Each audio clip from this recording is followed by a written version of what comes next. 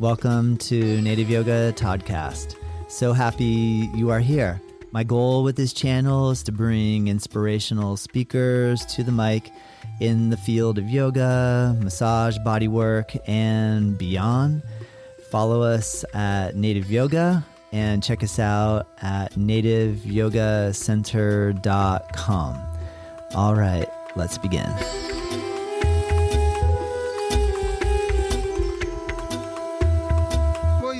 Welcome to Native Yoga Toddcast. Today I'm delighted to bring to you Hari-kirtana Das.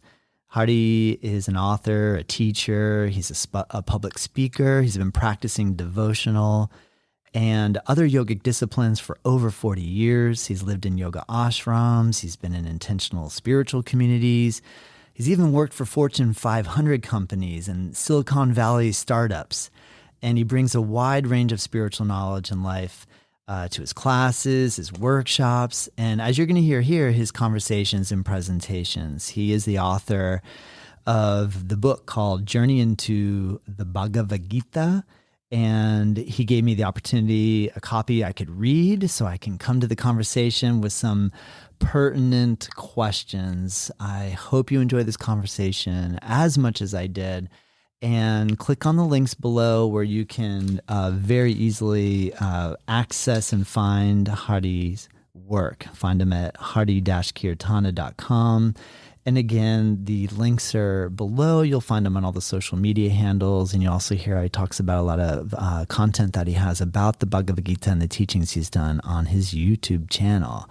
For those of you that are listening, go over to our YouTube channel at Native Yoga Center, hit the subscribe button. We appreciate and have a chance to see Hari in action. And or if you're listening, thank you so much.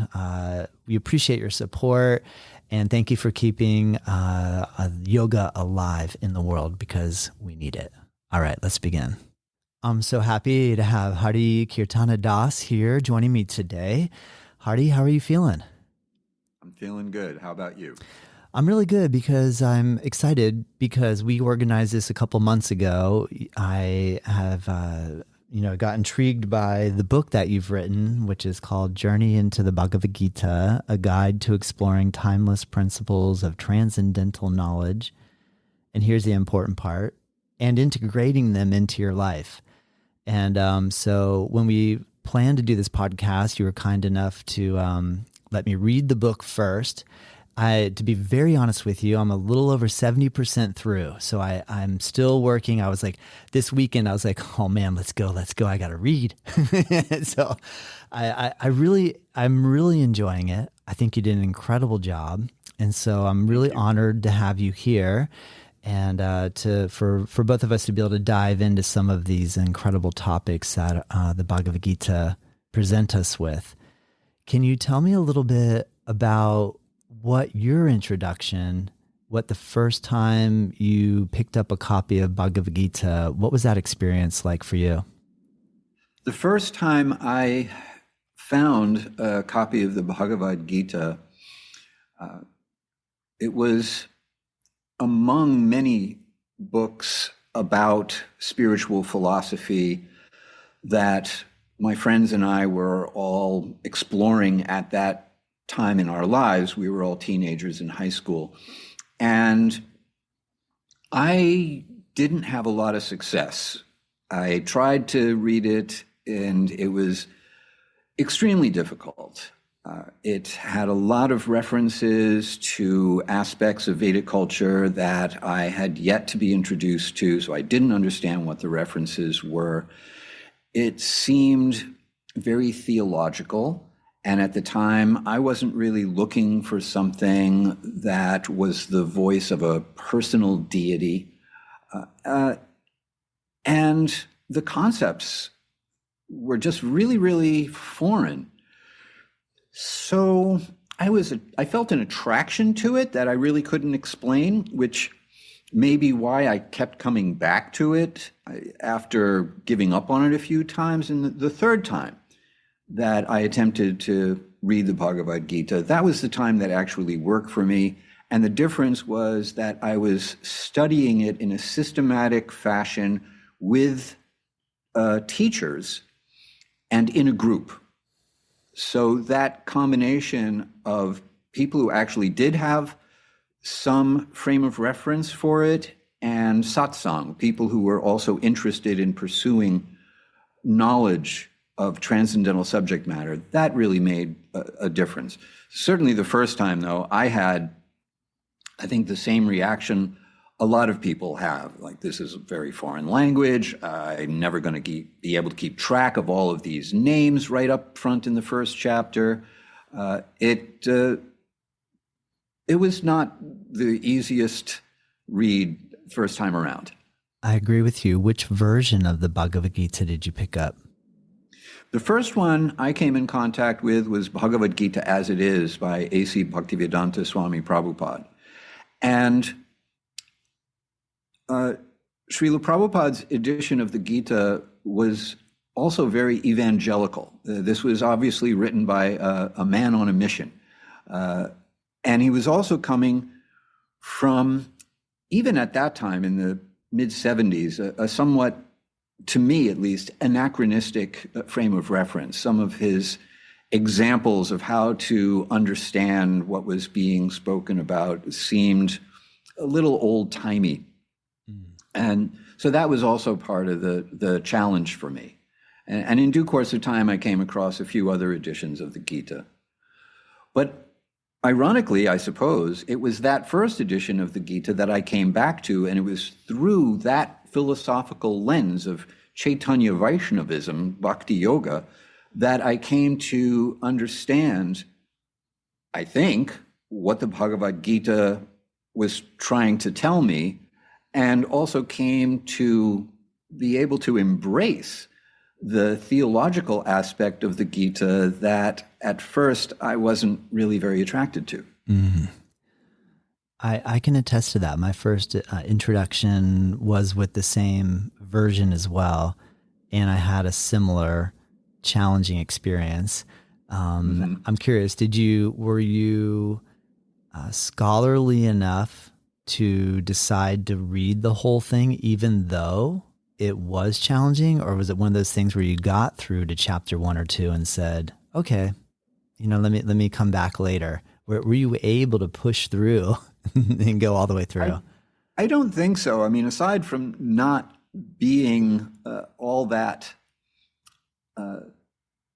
academically inclined, I don't think I had the determination or the ability to stay focused on one thing at a time at that point in my life. I think I got about as far as the 4th chapter, or maybe the 5th, 6th chapter, when it starts to speak about dhyana yoga, the yoga of meditation, and the kind of idea I had about yoga, which is you go off to the forest, you set yourself up by yourself with a very renounced kind of lifestyle, and now you're spending all of your time meditating and doing pranayama. That was more my idea of what mystic yoga was supposed to be about. And so I think I got into those chapters and stuck with it for a little while on account of thinking, oh, this is the part that I'm actually interested in. Yeah. Once it phased back to the devotional part, then I think I'd probably put it down. Got it. Did you have a theological upbringing? I wouldn't say I had a strong theological upbringing. I was raised culturally Jewish, Jewish enough to have been bar mitzvahed, something I always kind of resented because I had to go to services on Friday nights during the last season of Star Trek, which meant that I missed the whole 3rd season. If it hadn't come out afterwards in reruns, then I never would have seen it. And even then, I knew that I wanted something that I was not getting from the religious education, which was really more of a socializing cultural education than a theological education at that time. So it wasn't long after my bar mitzvah before I started reading Alan Watts and Lao Tzu and that sort of thing. Yes. To look for not so much theological answers, but philosophical ideas outside of the tradition in which I was raised. Do you mind me asking where you went to high school? Where in the country were you living at this point? I was born in New York City, but raised for the most part on Long Island. Got it. Right at the border between Nassau County and Suffolk County. I was in Suffolk County, but when you get to part 3 of my book, there's a story about my going to tennis camp. The part 3 of my book has short autobiographical stories, and then the purpose of them is to see how I'm looking back at my life through the lens that the Gita gives us to understand ourselves and the world and such. And then there are exercises and discussion points and such like that. So in the back of the book, there's a story about a tennis camp. And I met someone, I lived just over the border in Suffolk County. I met someone who was, I could practically run down my backyard and hang out with them, who lived in Nassau County, when I went off to this tennis camp. And he went to a different high school than I did. And so the story I tell in the beginning of the book of discovering the Bhagavad Gita amongst all these other books, it wasn't at my high school. This is something I didn't actually reveal in the book. I actually would cut school. I would leave my high school and go hang out with my friends at this other high school because they were more my tribe than a lot of the people where I went to school. So anyway, Long Island is where I grew up. Long Island. Long Island. I guess I was curious about that because I was wondering if there was a Krishna consciousness community around where you then were introduced to the Bhagavad Gita that would have given you some insight into that whole community. When did you get a chance to come across the ISKCON organization? So ISKCON, the International Society for Krishna Consciousness, had a temple on Henry Street in Brooklyn, and that was really the closest one. And one of my friends at the time was, I don't know how he found it, but he's the one who introduced the Bhagavad Gita as it is into our circle of friends, because we were all reading those kind of books at the time. But he was really into it, so much so that he and one other friend graduated from high school one day and were living in the temple the very next day. And during I guess it must have been my senior year, we did go to the Brooklyn temple, and that was the first time that I met Hare Krishna devotees.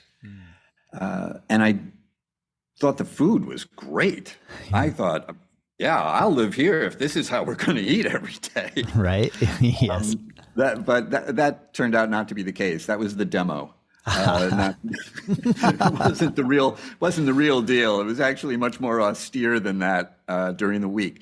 But so that was the first time that I met the devotees, and I couldn't really wrap my head around what I was seeing insofar as their particular practice and their particular philosophy was concerned.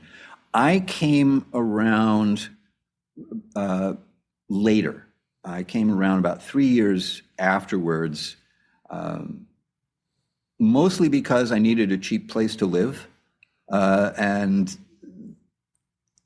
it was on account of that I became introduced to the practice of Bhakti Yoga in the Chaitanya Vaishnava tradition, came to understand that there was really a very comprehensive philosophy behind what appeared to be a odd practice, a pretty different way of thinking about yoga. Yes. And eventually I realized, I should stop everything else that I'm doing and spend a few years just focusing on this so that I could really learn it. And that is how I got my spiritual philosophical education. Amazing. Did you become a renunciate? And yes. And is that when you received your yogic name? Yes. I moved into the temple, which was now located on West 55th Street in Manhattan in 1977. And in 1978, I received a formal spiritual initiation. And that's when I was given my name, Hari-kirtana Das. When did Srila Prabhupada pass away? In 1977, while I was living at the temple, I moved in the spring, and my expectation was that I would be initiated by Srila Prabhupada, but he left this world prior to that possibility, and so the following spring, I was initiated by one of his disciples. Wow. I was curious because I thought it was around the late 70s that happened. So when you mentioned that you entered in around 77, I thought that there was a chance that potentially is who you were initiated by. That's amazing. Yeah, that was my expectation, but I guess Krishna had another plan. Yeah. Can you paint a picture what being in New York City in the late 70s as a Krishna devotee, what was it like? New York City at that time was pretty rough around the edges. This was prior to Disney taking over Times Square. It was dirty. We had a garbage strike around that time that made it difficult to be in the city. It was gritty, and there was also a blackout that summer when I was living at the temple. And that had a very peculiar vibe to it. During that period of time, to be a monk, essentially, living in Midtown Manhattan, was to be in the city, but not really of the city. So I was out and about in the city practically every day. But the only way I knew what was going on was by looking at the headlines on the newsstands. I wasn't watching television. I wasn't listening to the radio. I wasn't reading anything beyond the front page of the newspaper. And so it was like being in a bubble in the middle of the busiest city in the world, perhaps, at that time. Yes. Fascinating. I hear you. I came across a Krishna consciousness community in Alachua, Florida. So lots of trees. We were chanting Hare Krishna, walking through wooded forest. And that's why I'm so fascinated by the idea of being in New York City. And I would imagine it could have been a really cool place to be too, in the sense that maybe you have a little bit of everything in New York. So perhaps people weren't really taken aback by the outfit or the hair or the beads or whatever that you were wearing at the time. Did you find that the reception that you received was balanced, or was it one way or the other in terms of open arms or a lot of closed doors? What was your overall feeling in terms of being a monk walking through New York City? And I'm gathering you had your robes on. Yes. No, I was a full tilt, full metal jacket, Hare Krishna devotee. Yeah. And you got both. It really depended on where you were and what time of day or which day of the week. The reason I say that is because the Hare Krishna movement in general was not a particularly mature movement at that time. The oldest person was 30 years old. The most senior, most realized devotee at the time had been doing it for maybe 5 years. So, and there was a lot of preoccupation with telling everyone that we weren't a cult while we were behaving in a very cultish way. So, great point. So taking into account that everyone was very young and very new to a very ancient and sophisticated practice that appeared a lot like popular religion. Everybody's singing and dancing, as opposed to contemplative religion, where everybody's very serious and quiet and such like that. When we would go out during the day, during the week, to chant on the streets, we were a tourist attraction. We would go to Rockefeller Center and we'd go chant up a storm in front of Rockefeller Center, and people would stop me on the street if I was just walking around, people who were tourists from out of town, and say, hey, can we all take a picture with you? And, that sort of thing.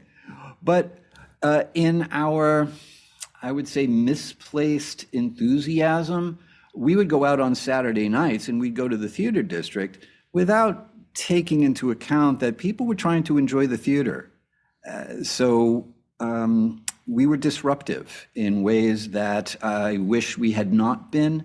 There were plenty of things that Hari-Krishnas did at that period of time that any thoughtful person now would realize that's really bad PR you got going on there.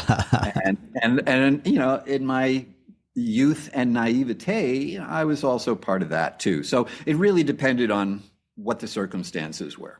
Thank you so much for answering all those questions, because I'm always so fascinated at what I never did take the leap into becoming a monk, and I was toying with the idea at the time, and so I'm always so curious when I get a chance to speak with someone like you who really dove in and went, like you said, Full Metal Jacket style, and that's so amazing. I know that took us a little bit away from some of the concepts of the Bhagavad Gita. So on that note, I'm curious, what maybe was one of the first gems it sounds like probably when you were then living within the community and was learning some of the deeper aspects of the teachings of the Bhagavad Gita, what was something that you remember really catching your attention and making a lot of sense, or helping you to feel like you are cultivating a deeper relationship with your higher power?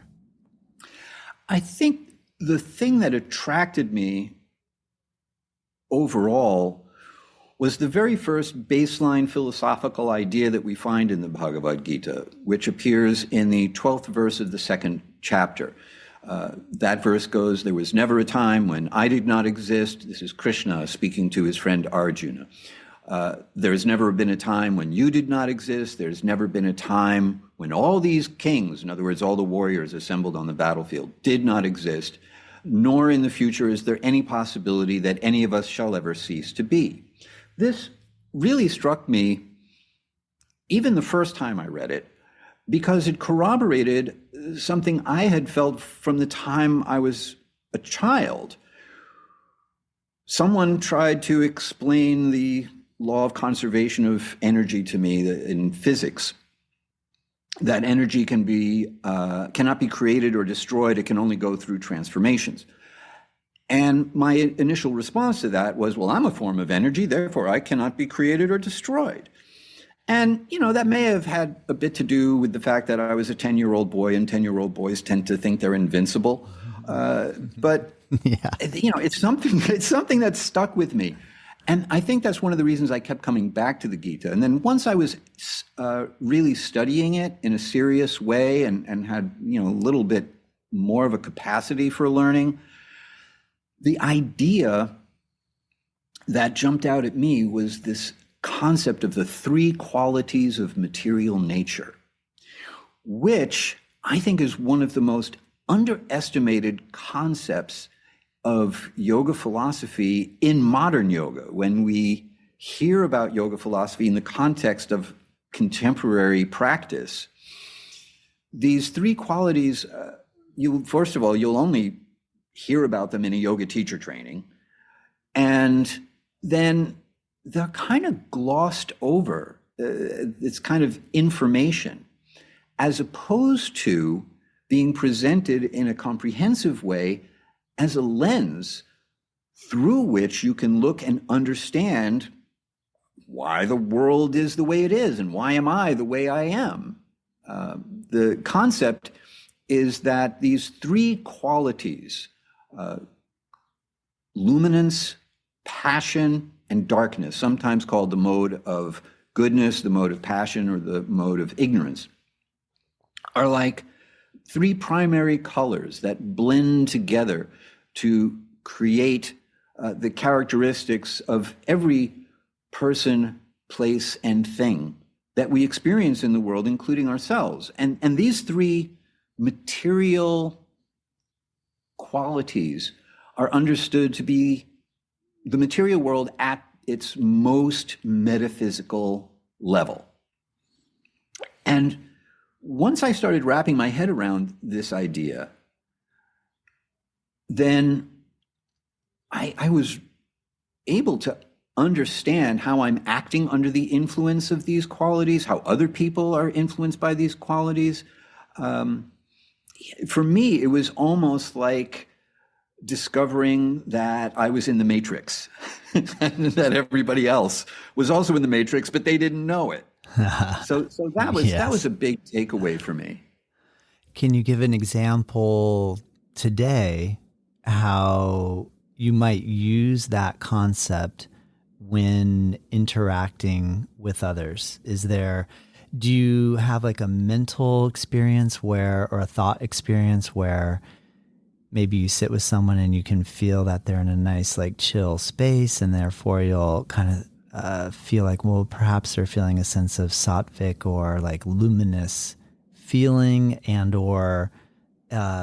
just trying to think of a way that from a practical perspective, we could use that information to our advantage, or at least to bring clarity to the situation. Do you feel like, it makes sense to me that if somebody is coming at me with anger, I could identify, here's that Rajas quality, here's that like fiery, intense quality. To take it to the next level, is there something then, is it more just purely that you find from a place of observation, like, let me just observe this? Or do you try to intermingle with it to see if you can have an influence on it? Yeah, that's a really good question. Practical standpoint, if we experience someone and we think, okay, which combination of the qualities of material nature are influencing someone right now, then it can inform how we respond to them. So let's say somebody's angry at me. If their anger is based on something that's true, like they have a good reason to be angry at me, and they're willing to confront me with the truth of how I have upset them or how I have done something wrong, whatever wrong means, then it's the mode of passion, but nested in the mode of luminance, because the mode of luminance is concerned with the truth. And somebody who is influenced by the mode of luminance is going to be willing to make sacrifices for the truth. So maybe they're angry at me, they're expressing their anger. There's some risk involved about how I might respond and what that might mean to our relationship. But if they're being truthful in expressing their feelings, I'm going to respond to them one way. I'm going to acknowledge them, validate their feelings, give serious consideration to what they are saying. If, on the other hand, someone is angry at me and it's causeless animosity, it's not based in anything true, it's based on an opinion that they are clinging to, and no amount of factuality will change that opinion, well, I'm going to treat their anger in a totally different way. I'm not necessarily going to validate their anger.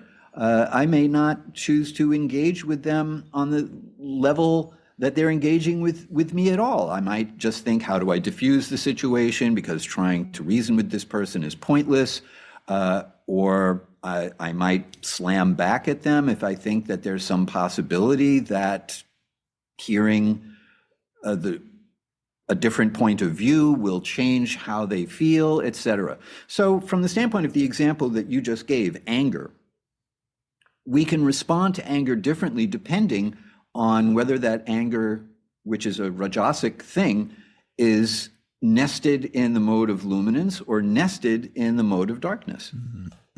Yes, I see that. Good answer. One of the large overarching themes, it seems to me, in the Bhagavad Gita, which is something that I've always been, I'm continuously trying to or wanting to understand more deeper, is the word Dharma. Can you explain what your understanding of the word Dharma is and how that affects your life currently and or through your progression with studying and practicing yoga? Sure. The Sanskrit word dharma has multiple meanings. Like a lot of Sanskrit philosophical terminology, which meaning is the correct meaning depends on the context in which it's being used. But dharma, in general, is the overarching theme of the Bhagavad Gita. The Bhagavad Gita asks the question, what is my dharma? That is the overarching question that Arjuna, a warrior who is faced with the prospect of fighting a battle he doesn't really want to fight, is asking. One of the ways we know that dharma is the overarching theme of the Gita is because it's the very first word spoken in the dialogue or the conversations of the Bhagavad Gita. And it's part of the last philosophical, conclusive set of statements in the Bhagavad Gita.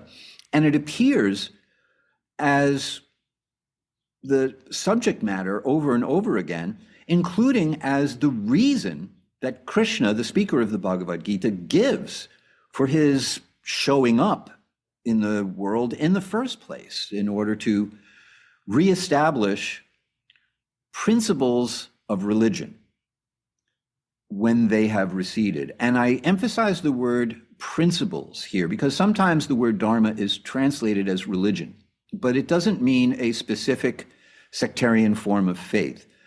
Dharma, in this context, means universal principles of religion that bring about religious experience independently of any specific form of faith that one might follow. Well said. And, that is one of the reasons why my presentation of the Bhagavad Gita is a presentation of its teachings as a non-sectarian science of self-realization rather than as a literary presentation of a particular religion. Anyone can benefit from the science of religious experience that the Bhagavad Gita offers us. Yeah. Well said. Great point. When we please. The other part of Dharma, the one, not to really answer your question in terms of how does it affect my life,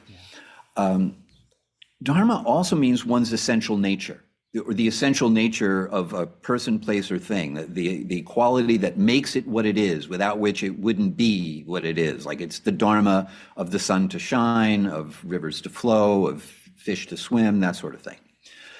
And I did not really know what my own Dharma was for a pretty long time. Even though I was trained to understand and live the Bhagavad Gita to the best of my ability relatively early on in my life, I didn't really figure out how to apply this aspect of its teaching until a whole lot later. And then when I went back and looked at this idea again in relationship to how my own life had unfolded and how the trajectory of my life had finally revealed to me what my essential nature was in this life, then I put everything together and I could see how to assemble the process that the Bhagavad Gita presents in a systematic way in order to understand what is my Svadharma, that is to say, my essential nature in this life? And how does it relate to my Sanatana Dharma, or my eternal nature? The difference being that each of us has a distinct Svadharma, a unique way of being in the world that makes us what we are and that defines what we should be doing in order to find real satisfaction in our lives, what our contribution to the world should be that will bring meaning and purpose to our lives. For all of us, it's going to be a little different. We all have a unique gift to offer the world, but we also have something that we share, something that is common to every living being, and that is our Sanatana Dharma. Sanatana means eternal. So our eternal nature, or our eternal activity, is something that is common to all beings.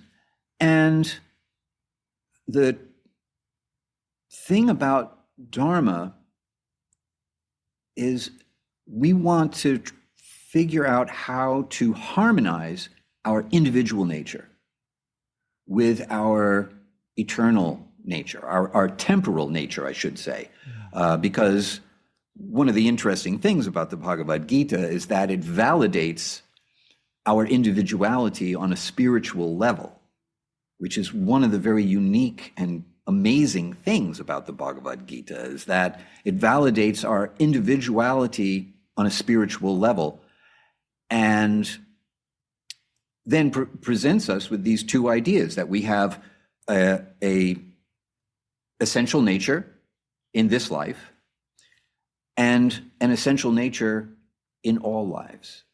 And harmonizing those two things is the art of yoga. Oh man, that's so fascinating.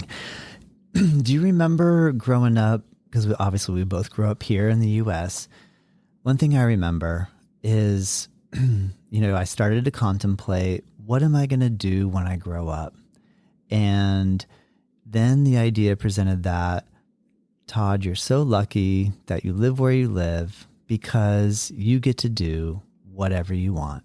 You could have been born in another country or another place or time where you would be told what to do. This is going to be your job. And so I remember thinking, wow, this is a great thing. I get to be whatever I want to be. I get to do what I want to do. And then going through the struggle of, I don't know what I want to do. I have no idea what I want to do. Like, what am I supposed to do? I love the fact that you're bringing this aspect of the Swadharma, this like individual, but on a spiritual level. Like, if I were to imagine that I was planted somewhere where I was being told, you're going to be a baker and you're going to be a baker your whole life, and that's just how it is. That's what you're going to do. From the Swadharma perspective, and do you believe from the teachings that Krishna is presenting here in the Bhagavad Gita, that it's saying you could still be the baker, but also be true to your Swadharma? Do you think those two could be the same, or is there some aspect of this, like, you can be whatever you want, makes for finding our Swadharma or recognizing it easier or harder? Do you have any thoughts? Because there's, I have so many questions around this, but I'm just curious if that landed. Did that make sense?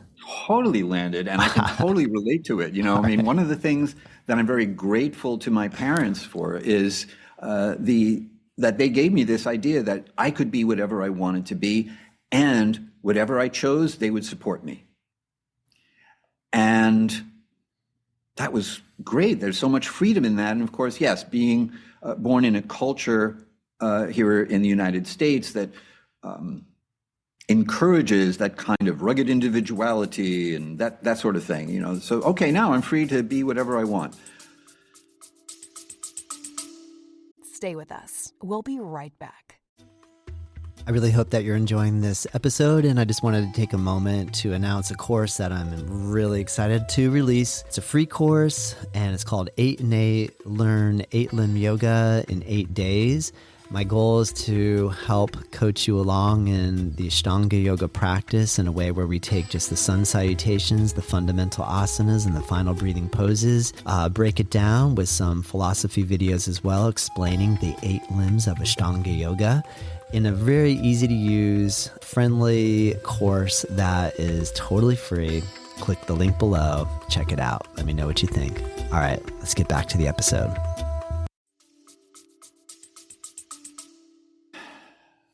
Great. Yeah, great. That's like a blessing and a curse, isn't it? Yeah. Yeah. It's like I have all these conflicting desires. Some of them are complementary. I want to be a fine artist. I want to be a musician. Those two things could go together. I want to be a mad scientist. I want to be like an evil villain. That doesn't really go. There's there's a really interesting few verses that speak to this in the Bhagavad Gita. One is one that occurs early, which is one of Arjuna's concerns about what's going to happen if this battle goes forward. He is worried that it's not just a matter of people will die on the battlefield, but there's going to be a ripple effect that his world, as he knows it, is going to crumble, that society will fall apart. The family aspect that keeps a society together will fall apart, and all the good guys are going to die. All the unscrupulous men who will exploit women will be left, and the result of unprotected women now being exploited by unscrupulous men is that you'll have children who are confused, who have inner conflicts about who they are and what they should be doing. And that's us. So many generations later, we have this phenomenon that many of us have internal contradictions about what we want to do with our lives, which makes us question, who am I? What am I really? And when we ask this question, am I a baker? Am I a candlestick maker? Like, what am I? Krishna defines our Swadharma as having two components: our natural aptitudes and our natural inclinations. In other words, the natural talents that we have due to the combination of the three qualities of material nature that influence us in a particular way, and the kind of work that we're attracted to doing. So it's guna and karma. Qualities, what are our natural qualities, and what kind of action are we naturally attracted to? So we are the way we are. And if our natural aptitudes and inclinations make us attracted to and make us feel great satisfaction by making candles, that's what's going to determine if we're a candle maker. It may be that our satisfaction comes from something else, that our conception of success is not making candles, but making candles may be a means to an end.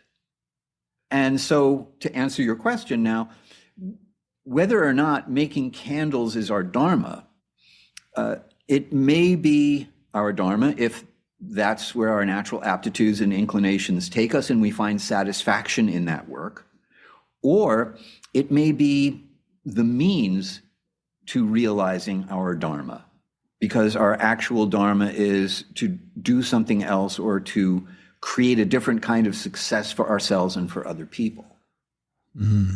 Great point. Great breakdown. How do we in our culture reconcile the understanding of the caste system that exists in India, and how does the Bhagavad Gita, in your opinion, address maybe what the caste system was many, many years ago and what the caste system has become. And I know that's a little bit of it's a heavy question because it can make people a little bit upset when we start talking about caste. So I'm not trying to, drag us through the mud with this, but I'm curious, I understand the criticism of being born and being told you cannot move forward. You are going to stay in that place that we're putting you. And and I read in your book, you kind of made mention that there was this idea that the caste system had worked differently according to Dharma, and that it's been almost infiltrated, so to speak, throughout this process that we're talking about of like, now we're on the battlefield, This is the true battlefield. So I'm curious what you think about all that. Yeah, this is a really good question, and it's actually a really, really important question, and not something to shy away from or just sort of dismiss. Because when you look at the division of society that is presented in the Bhagavad Gita, the first reaction that any reasonable person would have is to look at it and say, that's the caste system. But it's not. And the reason it's not is because your position in the social order is determined by your qualities and your actions, not by your birth. So in Krishna's system, in the Bhagavad Gita's system, if you are born to a candle maker, but you are academically inclined, you're happy when you're doing research and finding out the truth about something, you're not going to be a candle maker. You're going to be a professor or a journalist or somebody who is in the field of ideas, in the field of thinking. So you're not constrained by birth in Krishna's system. Whereas for all of recorded history that we know of, we have this caste system that we usually associate with India, naturally, because that's where it's formalized, that says whatever you're born into, that's what you're stuck with. It doesn't matter what your qualities are or what kind of work you're attracted to. If you're born in this kind of family, then that's the kind of work you're going to do because that's what your family does. And that's just not what the Bhagavad Gita is presenting us with. The caste system that we know in the modern world is a degraded, perverted version of what we get in the Bhagavad Gita. And it's really, really important to know that. Oh man, thank you so much for clarifying that. I agree with you. I think that is an important thing to contemplate because it is a question that comes up sometimes with the idea of... It's a showstopper. Yeah. It's a total showstopper. It's like, oh, this is advocating the caste system. I'm done with this book. I don't need it anymore. Yeah. It's really, really important to know the distinction between the modern caste system that assigns you to a path according to your birth and the system of varnas that Krishna is speaking about in the Bhagavad Gita that is all about matching your work with your nature, with who you really are, as opposed to what society imposes on you. Gotcha. Can you speak a little bit about karma yoga and what that means to you now? I feel like in my initial idea of karma yoga, I had this thought of like, all right, I'm going to go volunteer at the car wash for the fundraiser for my school, and that's going to be a good karma. That's going to be good karma, something good for me. Can you expound a little bit deeper on your understanding of what the practice of karma yoga can or could entail or is for you? Sure. What you just described is good karma. If you're doing charitable work without any expectation of return, you're not looking for what's in it for you, that's good karma. When we do a fundraiser for a worthy cause at a yoga studio, so we offer like a class It's a donation class, and all the money, instead of going to the yoga studio, is going to go to this worthy cause. That's good karma. Now, it's not karma yoga. We're doing yoga and we're generating good karma, but that's not karma yoga.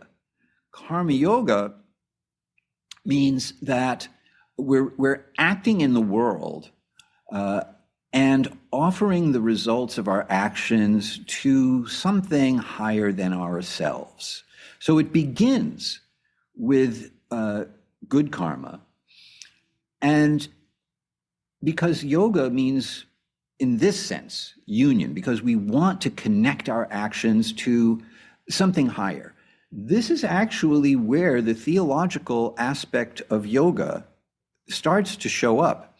The 9th verse of the 3rd chapter, so relatively early on in the Bhagavad Gita, describes that if one offers one's actions to the personification of sacrifice, which indicates Vishnu, the Supreme Being, if one makes one's actions an offering to the source of our being, however one conceives of that source, with a desire to make a connection between ourselves and that source, then that is a liberating action. And Krishna is pretty specific in this verse. He says, otherwise, all of your actions will bind you to this world. In other words, good karma, no matter how good it is, still has a reaction to it that we will be obliged to experience in this, or more likely, a future birth. So we get entangled in this cycle of repeated birth and death called samsara by our actions, unless we start to detach ourselves from desiring to enjoy the results of our actions, and then B, start offering the results of our actions to whatever our higher conception of a supreme being might be, and then ultimately offering the action itself to that source of our being. And that's karma yoga. Amazing. Is there a practice, a newbie, a new practitioner that, or a yoga practitioner that is feeling like, I really want to bring karma yoga into my forefront? Is there, say, for example, I'm going in to teach a class. What would there be like a thing that I could roll through in my mind that would be like, I'm about to go in and teach a class. I want to offer this class up to the highest good.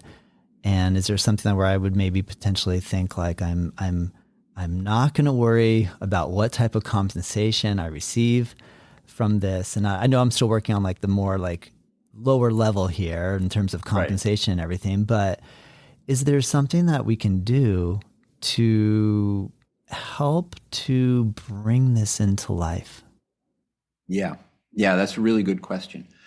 From the standpoint of teaching, this is one of the places where this baseline philosophical idea that we are not these temporary material bodies can come into play. In the 7th chapter of the Bhagavad Gita, Krishna describes that there are 2 kinds of energies, and that he is the source of those energies. And the first set of energies is the material energy: earth, water, fire, air, ether, in modern parlance, solids, liquids, radiance, gases, and space, plus 3 subtle elements: the mind, the intelligence, and the false ego, or the sense of the cumulative identity you get when you put all that together. And he says, this is my temporary, separated, illusory material energy. Illusory because it's affected by time. Now you see it, now you don't. It's like a magic trick. So when I'm teaching a class, I might encourage my attendee, anybody who's in my class, to be the observer of their bodies.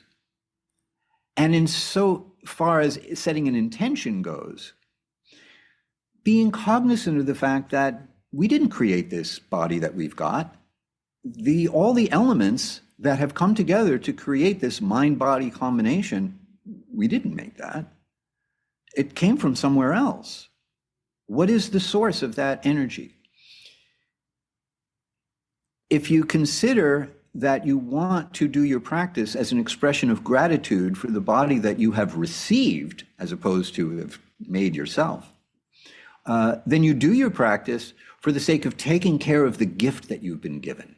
You make your practice an expression of gratitude for this gift of this body. Then you can take it even a step further. There is this idea that we hear about in the Bhagavad Gita of the Paramatma, the supersoul, the paramount Atma, the one being within the heart of all beings, or in other words, the local aspect of universal consciousness situated within the heart of each individual unit of consciousness known as us. And we can think, all right, well, if this person, my eternal companion, who is the universal consciousness, is here, then my body should be thought of as a temple, and I should be taking good care of it for the sake of making it a nice place for this supreme consciousness to reside. So now my practice is for the sake of maintaining a temple, a sacred place. And in this way, we can see our bodies as sacred spaces and our self-care as a ritual that is an offering to the ultimate innermost resident of that sacred space. So those are a couple of ways that you can turn a yoga practice on the mat into karma yoga. Yes, great answers. Thank you so much. I love that. Sure.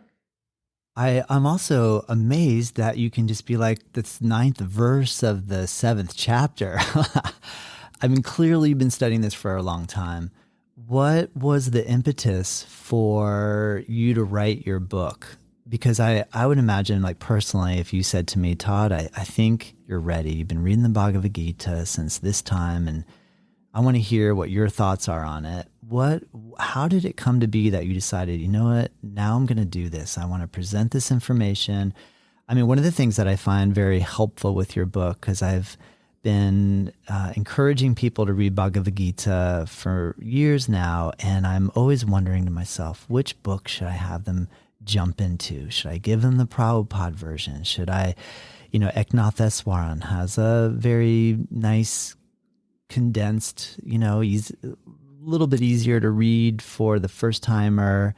And when I'm reading, I'm still reading your version. What I really like that you've done is you're presenting the information, you're presenting the actual Bhagavad Gita with the transliteration and the translation. And prior to your mentioning, look, this is what happened in the previous chapter. This is how it segues into what's about to occur in this chapter. And here's a couple of bullet points of what to look for, which I've found really helpful. I'm finding that in reading your version, I mean, every time I pick up the Bhagavad Gita, I feel like, wow, I think I'm starting to get it. And I thought that way when I first picked it up when I was 18. And now I'm like now I'm 51 going, oh man, I'm just starting to get this. And I'm sure 20 years are going to go by, 30, hopefully, maybe longer. And I'll still pick it up and feel the same way. So I'm a little intimidated at the idea of potentially trying to explain it. So how did you get to this point? I will answer your question, but I want to share something else with you first about your ability to share your experience of the Bhagavad Gita. Because yes, we will always pick up the Bhagavad Gita, and if we live to be 150, we will still think, oh, I am just starting to get this. As a teacher, as a yoga teacher, I think it's really important to remember that you are the world's foremost expert in your lived experience. And if you are studying the Bhagavad Gita, trying to integrate it into your life, and you have some experience of what happens when you do that, you can share that experience with your students, and it's totally 100% authentic spiritual realization, not just information. Information doesn't get us very far, but realization gets us where we want to go, even if incrementally, realization after realization after realization. And when you share your personal realizations with your students, that is going to make it real for them. It's going to reinforce your own assimilation of that experience.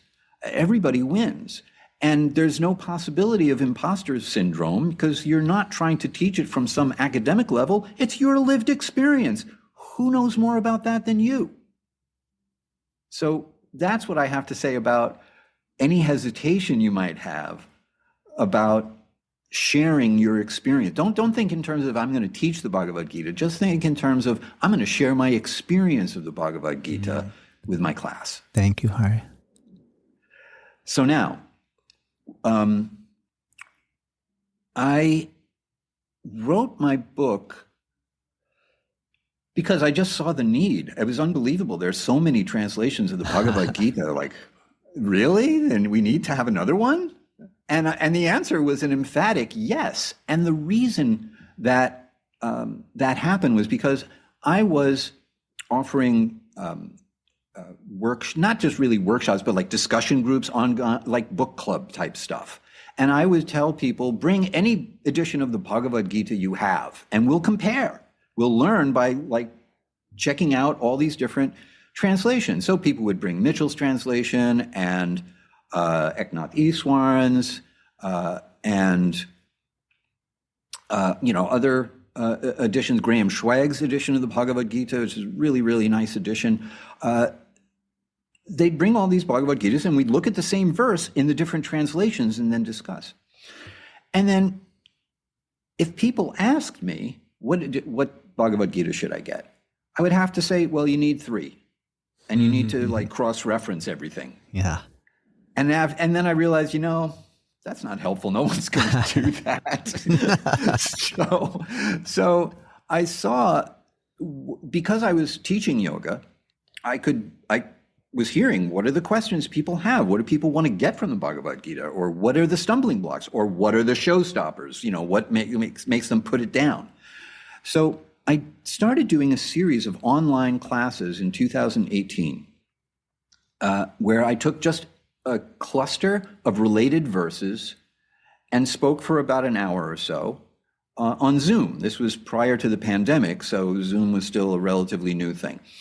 And people came. I every Thursday night I would offer a class, and I didn't plan it this way, but over 2 years it worked out to exactly 108 classes. Oh, nice. I know. Nice. When I was heading into the home stretch, and I saw, oh wow, this is going to end at 108 classes. And during the period of those 2 years, that's when I did all of my own renderings of the translations and started to like write up commentaries and such. And each one of those classes, by the way, is still available on my YouTube channel. So your listeners, if they're interested in 108 classes of getting into real detail in the Gita, they'll find those classes there. Wonderful. And at first I was thinking, I want to write a book about the Bhagavad Gita. But then I realized, no, I actually have to include the Bhagavad Gita itself in the book. So my motivation for writing the book, in addition to just my own purification and the amount of study I would have to do for myself in order to write such a book, I wanted to be able to give yoga students in particular what I thought they needed in order to be able to enter into the Gita's world. What happens when we look at the Bhagavad Gita is we quite naturally look at the Gita from the frame of reference that the world gives us. In other words, the modern lens, a modern historical lens. That's just our default because that's the culture we're in. And the first change that we need to make in order to enter into the Gita's world is an adaptive change. We need a change of mindset so that instead of looking at the Gita from the lens the modern world gives us, we need to turn around and look at the modern world through the lens that the Bhagavad Gita gives us, because the Gita is a pre-modern text. It does not have the same underlying assumptions that we walk through the world with. So this is a hard thing to do, but nevertheless, it's necessary to just try to, at least in theory, set aside all of the underlying assumptions of a modern worldview so that we can take the worldview of the Bhagavad Gita for a test drive and see what that shows us. See if the world looks different when we try that. And so that was what I really tried to do with the Gita, is to be able to set people up to be able to do that. And that's what the whole first part of the book is about. By the time you get to the first verse of the first chapter, hopefully, I have created a situation for the reader to be able to enter into the Gita's world and then look back at our world through that lens. I have had, I'm having a really good experience with it. And so I'm very grateful that you've put all this time and energy in, and I'm finding it really helpful the way that you are condensing it and just making it applicable.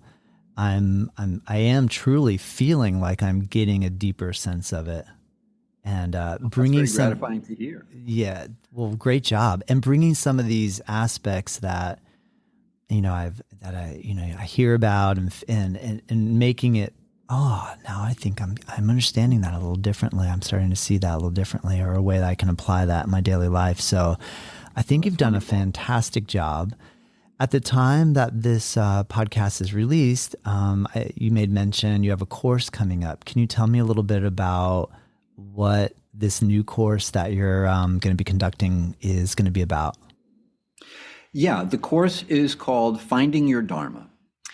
And the course, the purpose of the course is to be able to show people the system that yoga wisdom gives us in order to ascertain, first of all, what is my real essential nature in this life?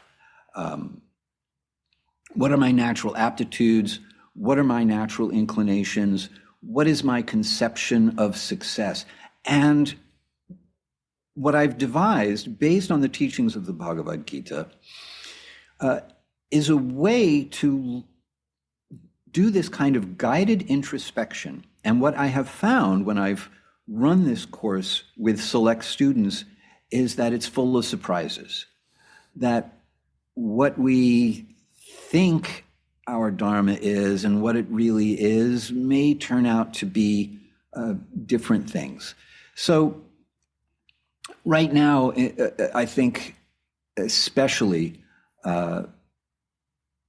because there's so much change happening in the world right now, I think people are asking themselves, how should I be responding to the world? What is the best way for me to respond to my life in the here and now? And that's one of the meanings of Dharma, is what is the best way to respond?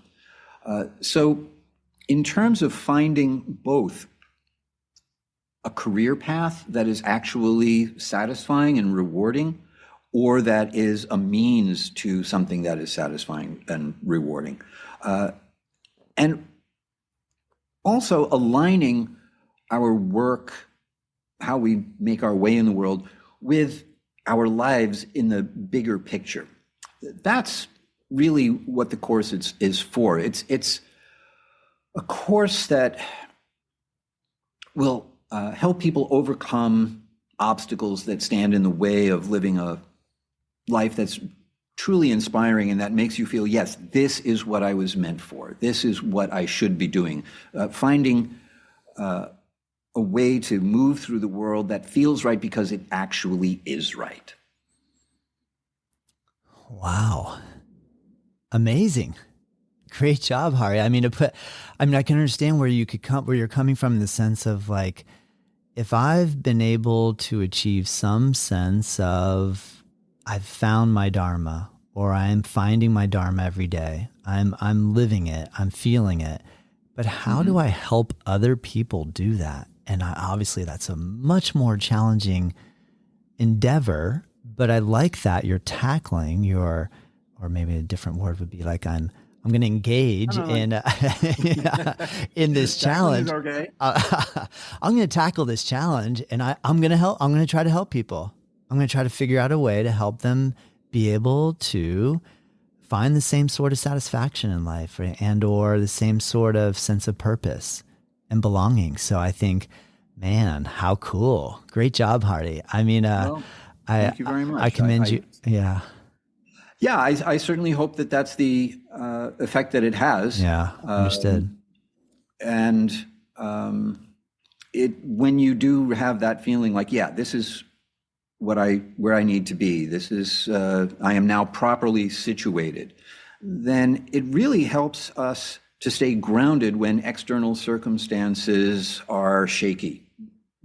Our Dharma is something that doesn't really change. Yeah. And so in a world that's changing like crazy, knowing that you are connected to something changeless that's not going to change is something that I think is really important for supporting us and empowering us to move through the world with a sense of stability, even when the world feels anything but stable.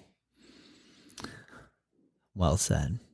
Hari, thank you so much for joining me today and for educating our listeners and sharing some personal stories. I really appreciate it. I've kept you longer than the time that you and I scheduled for. And so I really appreciate that. I didn't even realize that until I just looked. So thank you for being patient and answering the questions. And I feel like we could keep going very easily, but I am excited to check out your YouTube channel and hear some of the lectures that you gave. I'm definitely finishing your book, and hopefully after I finish it, I can come back with a fresh set of new questions for you, if that's okay with you. Thank you so much. Oh, yeah. No, this is my idea of a good time. So agreed. I also didn't feel like we were in injury time or anything like that. No, this was a wonderful conversation. And if your listeners are interested at all in my book, there's a way for them to get a free sample chapter. So I invite all of your listeners to do that and check it out to see if this is something that will have as much interest for them as it has had for you. And I'm very, very grateful to have this opportunity to have this conversation with you and be your guest. And it's very encouraging to hear that the impact of my book has been so positive for you. Oh, thank you so much, Hari. Well, those links are in the description. People will be able to find all your resources very easily by just clicking. And thank you for offering a free chapter. And I highly recommend you check it out. It's a good one. Thank you, Hari. I wish you well. Have a wonderful day. Yes. Namaste. You too. Take care. Thank you. Native Yoga Toddcast is produced by myself. The theme music is dreamed up by Bryce Allen. If you like this show, let me know. If there's room for improvement, I want to hear that too. We are curious to know what you think and what you want more of, what I can improve. And if you have ideas for future guests or topics, please send us your thoughts to info@Native Yoga Center. You can find us at nativeyogacenter.com. And hey, if you did like this episode, share it with your friends, rate it and review, and join us next time.